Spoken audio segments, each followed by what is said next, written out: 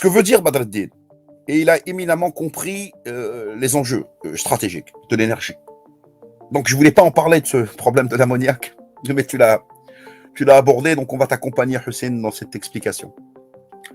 Effectivement, on peut dire que c'est une énergie aussi de transition, d'accord? Avant de trouver des solutions de stockage à haute pression, mais on travaille déjà dans du stockage de l'hydrogène à basse pression, avec de l'hydrure, voilà, enfin, avec de l'hydrure. C'est-à-dire c'est du métal, d'accord?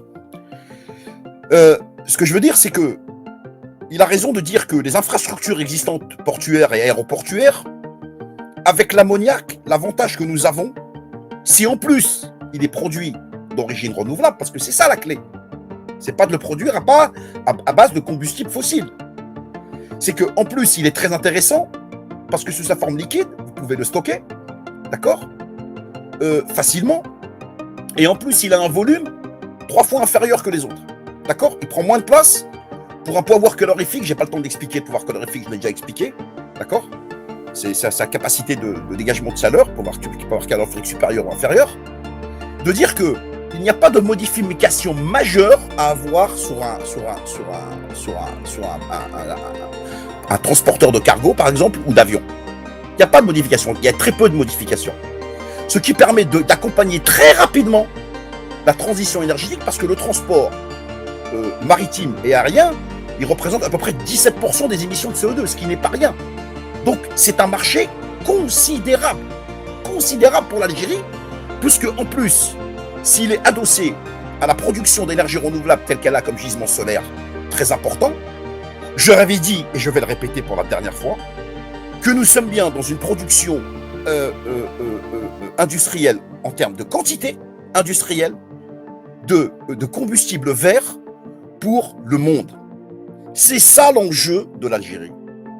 C'est-à-dire qu'en utilisant l'ammoniac dans un premier temps, et ensuite accompagné pour le stockage pour l'hydrogène, l'Algérie est sur la voie royale. Et c'est pour ça que je dis toujours qu'à l'Algérie, en anglais je le dis, Algeria Green Road. L'Algérie est sur une route verte, en termes de développement, en termes de production et d'exportation. Aussi bien l'énergie verte, que même les calories seront vertes, en fait.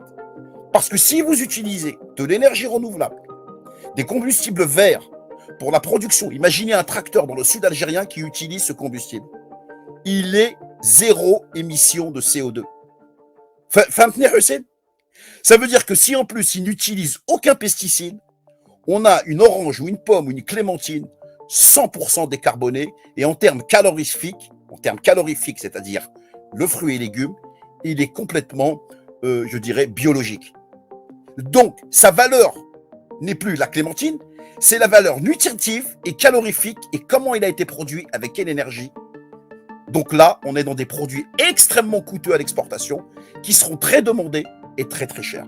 Donc nous sommes dans une industrie décarbonée et qui va permettre aussi à l'Algérie d'accompagner ses partenaires européens à travers ses gazoducs pour leur exporter justement cette énergie verte qui va permettre à l'Europe tout entière, qui est à peu près 400 ou 500 millions de personnes, d'avoir une industrie dans le temps complètement décarbonée. Ça veut dire que le sujet que tu traites aujourd'hui, tu es en train de dire que l'Algérie est déjà à l'horizon 2050, et je l'avais dit depuis longtemps.